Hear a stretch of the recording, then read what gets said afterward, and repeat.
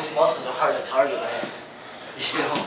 It's an expensive ass machine to do it. Yeah. You ever seen one of those crazy my spot, deadlifts no machines? respect. You know? I want no shows. I want something. I'm gonna push you like this.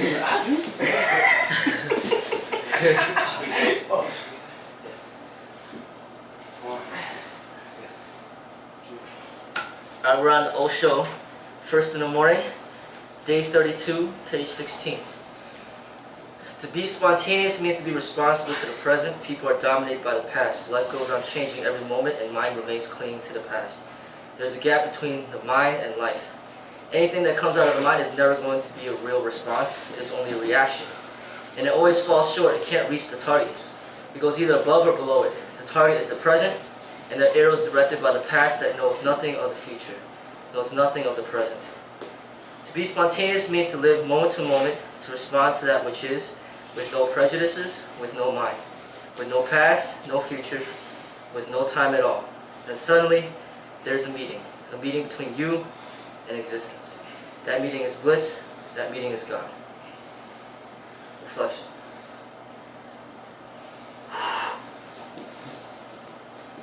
That passage, it gets me to think about a situation with my father.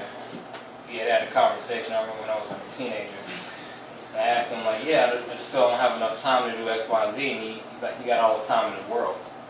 And I think he was alluding to, like, being in the present moment without, like, saying being in the present moment. Like, you got forever.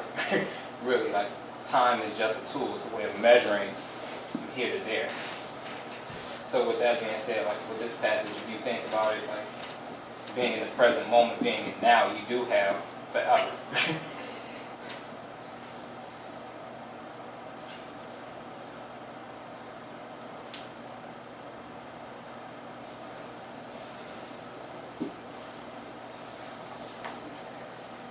Day 33. Society imposes artificiality on everybody.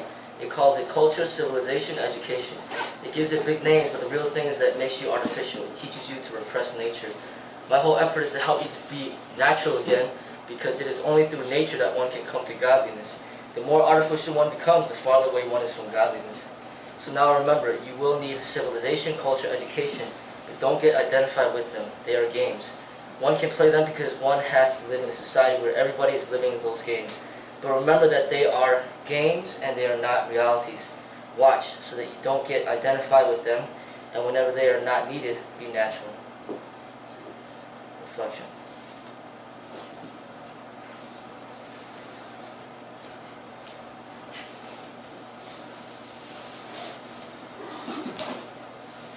Day 34. Love and meditation have always been separated by so-called religions. Not only separated and divided, but almost made as if to be opposite of each other. For centuries, religions have been teaching people, if you love, you will miss meditation. So drop out of all love relationships. Move into a monastery, remain a bachelor, become a monk. The word monk means living alone. The word monk itself means one who lives alone, unrelated to anybody. From the same root came words like monotony,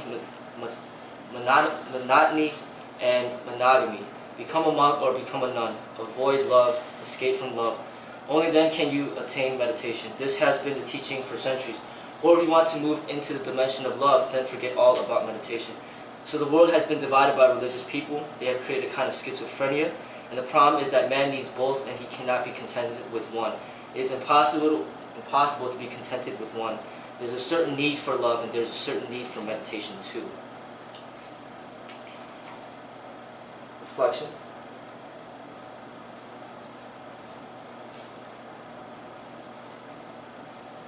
I think humans are, by nature and in their best nature, social things, living for one another. But in order to do that the best, you have to know what you have to offer and what you need. So you have to know yourself. So you can't really only do one to exclude the other. You should do both. That's kind of what it says. Yes. Day 35. Mere existence is not life, and people are only existing, vegetating, somehow surviving. For survival, bread and butter and shelter are enough, but there will be no grandeur, no splendor. Your inner sky will remain utterly dark. There will be no stars, no full moonlight. One has to rebel against all the nonsense that is being taught from the outside by the universities, by the churches, by the priests, by the politicians. One has to rebel against each and everything. It is a long, long conspiracy, very deep-rooted. Unless one rebels against it, all in total, you cannot say we can choose a few good things and we can drop the others, the bad things. They are all interconnected. If you choose one thing, others will come in its wake. One has to drop it totally. There is no question of choosing. They are all interdependent. They exist as one organism. Rebellion means dropping the whole past and living in the present without any tradition, without any mind, without any knowledge. Living like a child as if you are the first man. Drop the past as if it never existed. Always start from ABC, fresh from scratch, and you will have a beautiful life. You will have an adventurous life. You will have an ecstatic quality in your life. Reflection.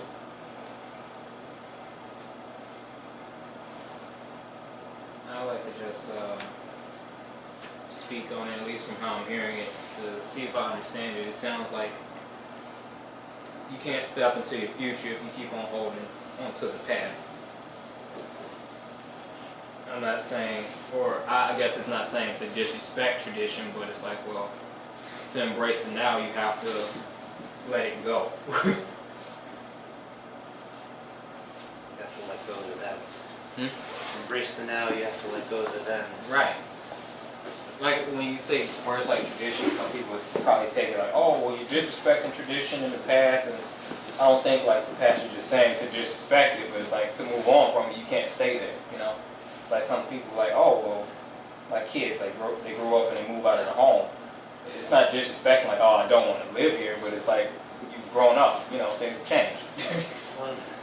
Time to make your own home. And I think honest parent or unselfish parents, you know, they don't want their kids to give up on the past or like you said, disrespect it. Right. But they don't want them to hold on to it and stay stagnant either. They'd rather they build from it. So to build from something, you got to honor it and then also be able to move from it. Right.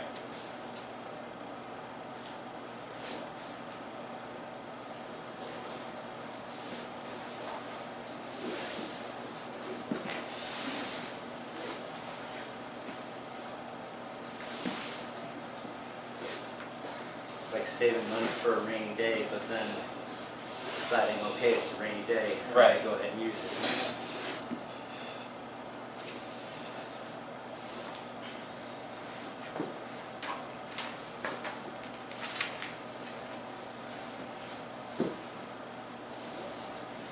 "36. Unless one drops all borrowed knowledge, one cannot be wise, and the beginning of wisdom is the being of blissful. So drop all ideas of guilt. There is no need to feel guilty.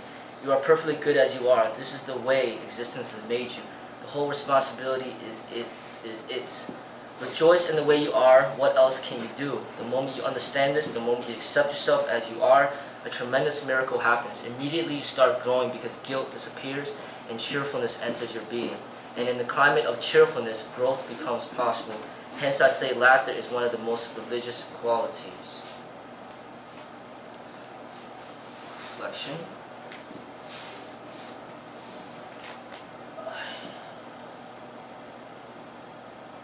Did you elaborate on the last part? I don't think I understood it. Laughter is one of the most religious qualities. I might have misheard it.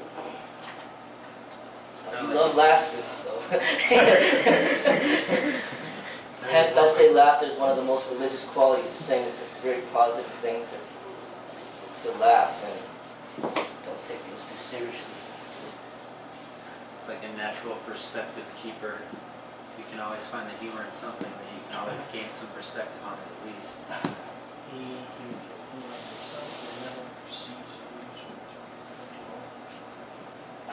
Well, I'm trying to find a connection between religion and laughter. When I think of religion, I think of like, you know, fire and brimstone and thunderbolts. If you say the wrong cuss word.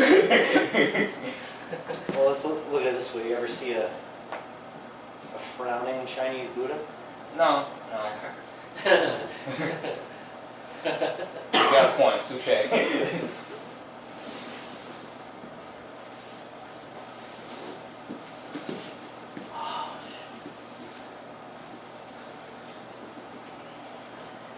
The Dalai Lama usually seems like he's in a decent mood, even though he knows about all the misery in the world.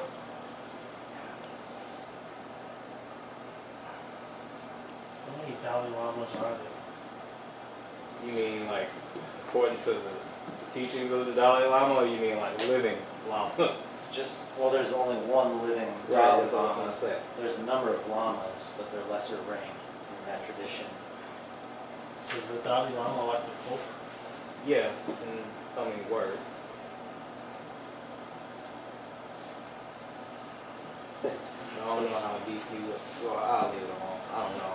I don't really know. There's a great movie on the subject. It's called Kundu. Yeah. Val Kilmer's in it. He does a good job. But it does it really well. And it describes the whole System of the Dalai Lama thing, how they find out who the reincarnation is this generation. And then Right, the reincarnation thing. That's what I thought you meant.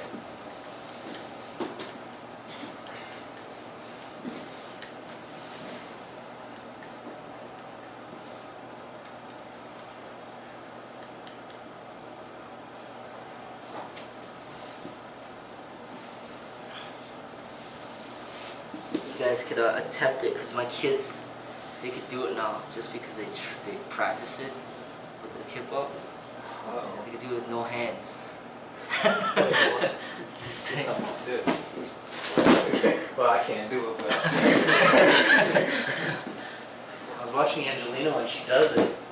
She gets her feet like all the way up by her armpits. That's, Yeah. And that's how she gets the strength up. Unreal. maybe I'm just not flexible in my back. I don't know. Brendan, you could get it off of the explosion from your shoulders. right at all. You just did? Huh? You just did? No, it just looked like I did it. But I just couldn't really- I'll turn your head. You just do this. So they could do that. So I want you guys to try to do that, and then they could also do this one. So see if you can do that one too. And then they could do this too. So I don't know how the hell they do it, but they could do it. I don't know how to do this. The kid was walking out like this. So you said with no hands? No hands. So just It's getting your center of No, gravity. no, you could use your hands. Go over. But I'm saying when you get better at it, then you don't use your hands. I'm too long and not strong enough. So you You gotta gotta get stronger or shorter. watch your head. No, I had a tall guy in here, like 6'4", doing it. But he was stronger than that. Because you have to be able to, you get the first explosion to start the momentum with your feet. And the Back. second explosion is off the first to continue the first one, right? the back farts are distracting. Yeah, there. Yeah. I mean, you just See, gotta but practice. if you explode off your hands, Yeah. there you go. You almost got it. You Okay. just gotta practice. If you can never get your practice top above your Yeah. top. Okay, let me see. it. Let me You get up. gotta push your feet. Ooh, Yeah. you're close, man. If you can get a head above, if you can get your head past, like in front of your groin, you're there. Yeah, you're almost there, man. Almost there. Almost Or get your feet under you quickly.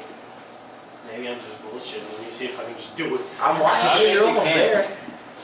Oh, so close.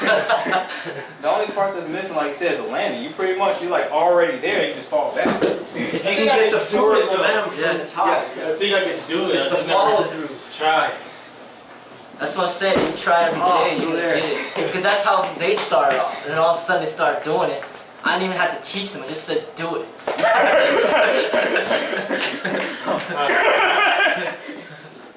You guys were in a restaurant in the Yeah. video I saw. Yeah. Really, in a restaurant? Yeah, Angela was like, okay. She popped down, popped up. She's like, we're done. I think all kind of excuses. Like, come on, they mop the floor. So you do the sit up and stand. You can't do that one, right? One leg squat. One leg squat. I feel The comfortable. leg in doing it. front. Right, the leg in front. All the way down, though. All the way down. That's the closest one I feel I can do.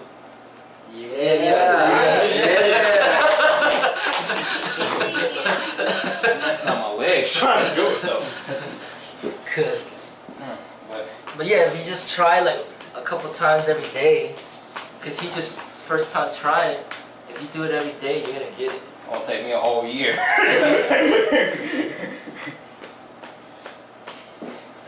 Chris, when you do it, are you like contracting your abs too? I have no clue. No. I just know the motion of it, so I just try to do the motion of it. What helped is when I learned it, they said to kick towards the ceiling.